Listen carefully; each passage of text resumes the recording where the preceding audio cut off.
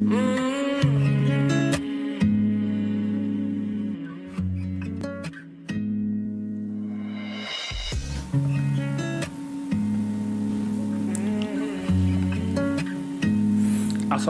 jumpa lagi di channel Edit Blog Tema. Masih seputar perkembangan teknologi, tapi terkait dengan dunia blogging dan YouTube ya. Jadi akan kita bandingkan antara blogging dan YouTube. Artinya kalau kita ingin face to face YouTube versus blogger gitu ya. Mari kita mengingat ya salah satu peristiwa yang terus terjadi ya di hadapan mata kita saat ini, yaitu perkembangan teknologi yang makin cepat. Satu, kamera saku terbunuh oleh kamera HP, benar kan?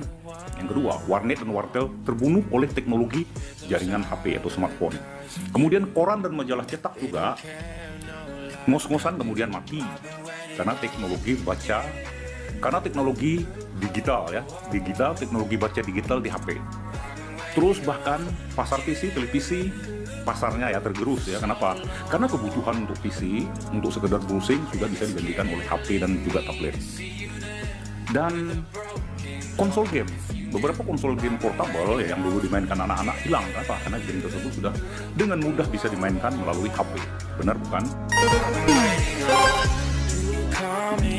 Dan Walkman, music player, itu apa? Karena kita bisa mendengarkan semua musik yang kita inginkan, baik itu offline maupun secara online melalui HP.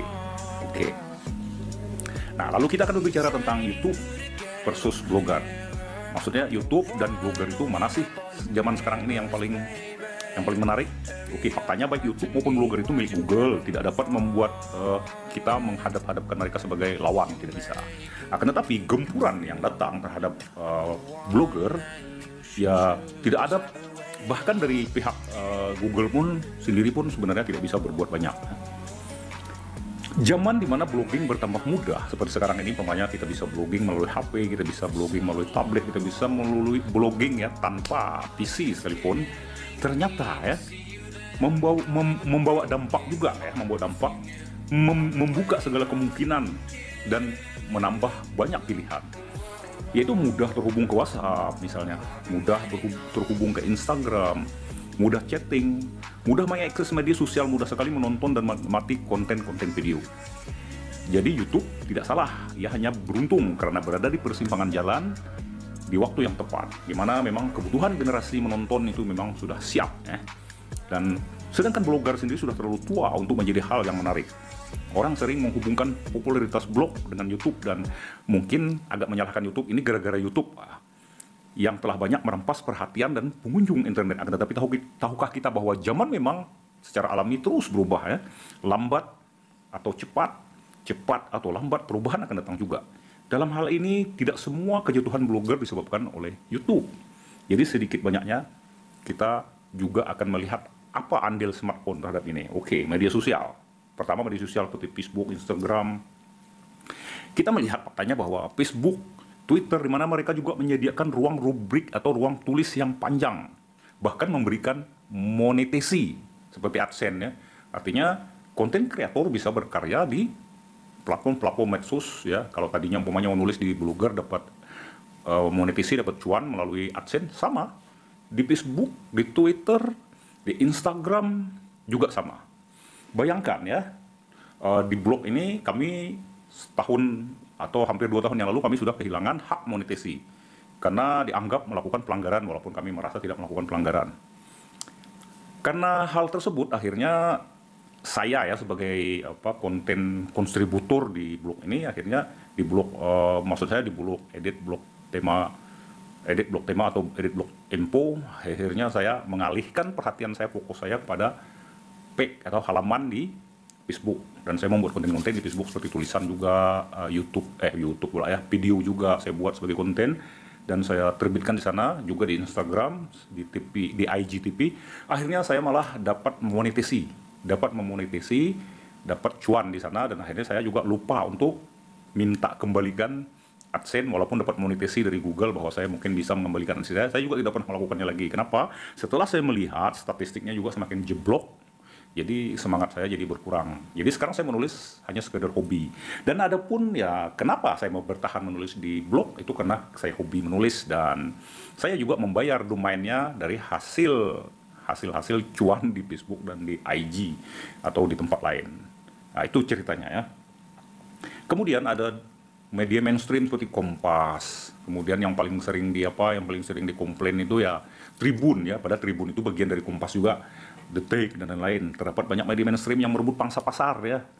Dunia tulis menulis. Jadi pangsa pasar dunia menulis itu ya mereka yang kuat mampu membeli perhatian algoritma mesin pencari dan ya tentu saja melalui dana besar, tenaga ahli digital yang berbayar serta profesional.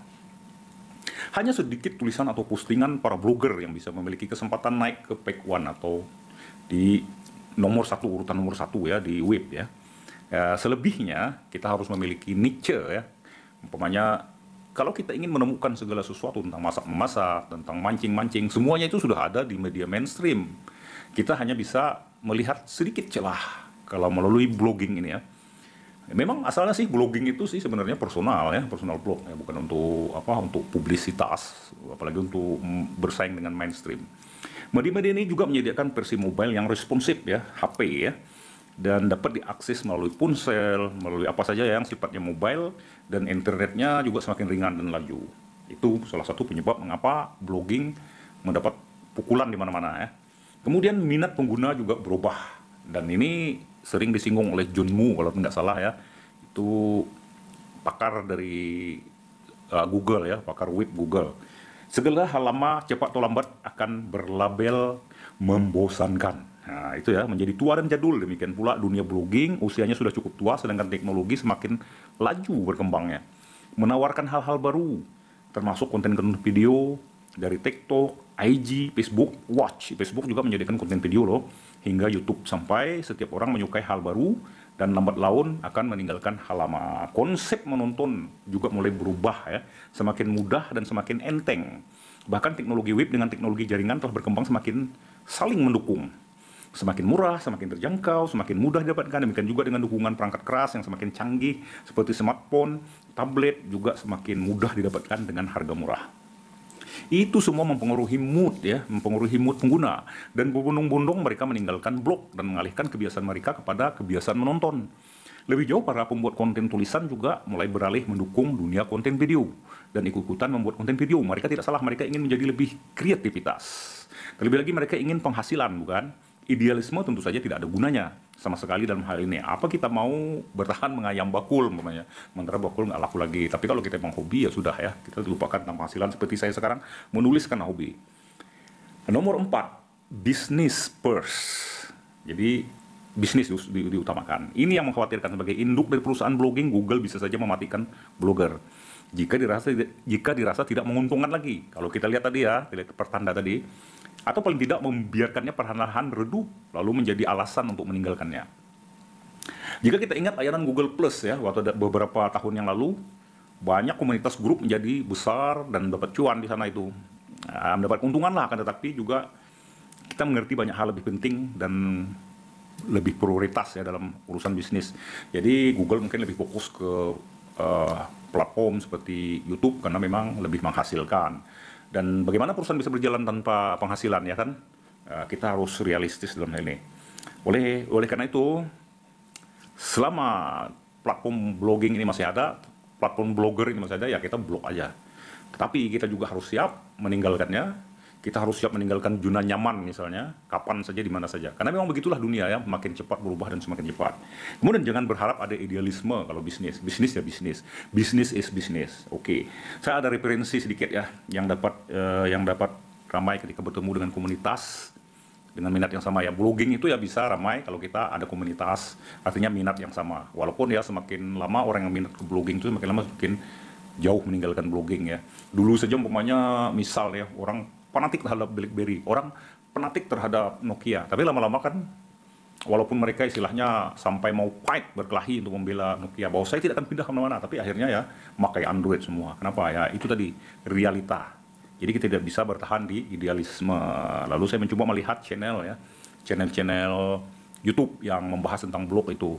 5 tahun dulu masih ramai, kalau sekarang sudah mulai berkurang. Saya umpamanya melihat channelnya Adi Supriyadi ya kalau nggak salah ya, itu channel yang membahas tentang, dia namanya Kompi Ajaib. Jadi dia itu sebenarnya blogger, juga dia membuat template-template juga yang dia jual. Saya lihat channelnya sepi ya, walaupun subscribernya juga sudah ribuan, tapi channelnya sepi, apa yang dia bahas sepi. Jujur saja saya juga heran.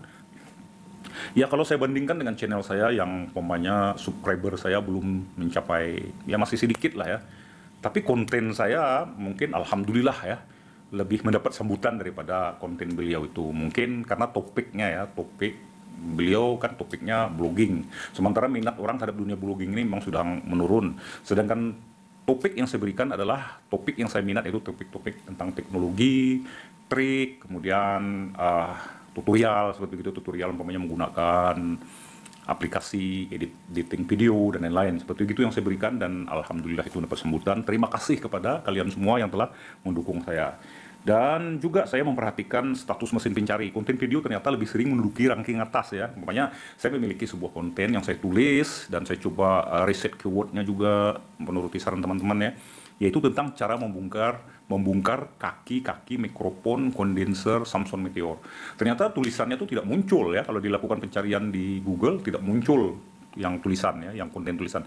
Tapi konten yang YouTube-nya langsung muncul di peringkat atas. Nah, ini saya jadi makin yakin, dan bukan hanya itu, bukan hanya milik saya, tetapi milik beberapa teman yang juga punya konten tulisannya dengan konten yang sama topiknya, kemudian memiliki konten video, ternyata konten videonya tetap yang teratas ya, yang dilakukan pencarian. Ini mungkin begini ya logikanya ya. Mungkin Google memiliki pertimbangan bahwa akan jauh lebih berdampak dan manfaatnya itu lebih berdampak, maksudnya jika orang langsung menonton demonstrasi dan tutorial melalui video ketimbang sebuah tutorial melalui tulisan begitu ya. Dan hal ini diakui 80% akurat. Artinya orang akan lebih langsung merasakan manfaatnya ketika menonton video tersebut, langsung mengerti dan langsung memahami karena ada demo visualnya. Demikian mungkin ini pertimbangannya mungkin ya, tapi itu bukan kepastian ya, bukan suatu yang pasti. Akan tetapi sepertinya memang demikian. Nah, kesimpulannya ya, tidak ada yang abadi di dunia. Dulu teman-teman saya sangat bangga memiliki HP BlackBerry, sekarang HP BlackBerry-nya nggak ada lagi, malah bangga dengan yang ada sekarang seperti iPhone dan Android flagship ya. Dulu zaman kakek bapak kita orang terbiasa baca majalah dan koran, sekarang sudah nggak ada lagi, orang bacanya melalui HP gitu ya, atau smartphone ya. Dulu ada pengusaha kaya raya karena punya warnet, karena membangun wartel namanya ya. Nah, sekarang sudah nggak ada lagi ya, wartelnya sudah nggak ada lagi, sekarang sudah jual minyak ya. Dan tidak lama lagi kemudian minyak juga sudah mulai dikurangi ya penggunaannya, alasannya karena energi yang terbatas, dan itu juga akan terjadi di dunia. Tidak ada yang abadi di dunia ini. Oke, sampai di sini. Wassalam, sampai jumpa lagi.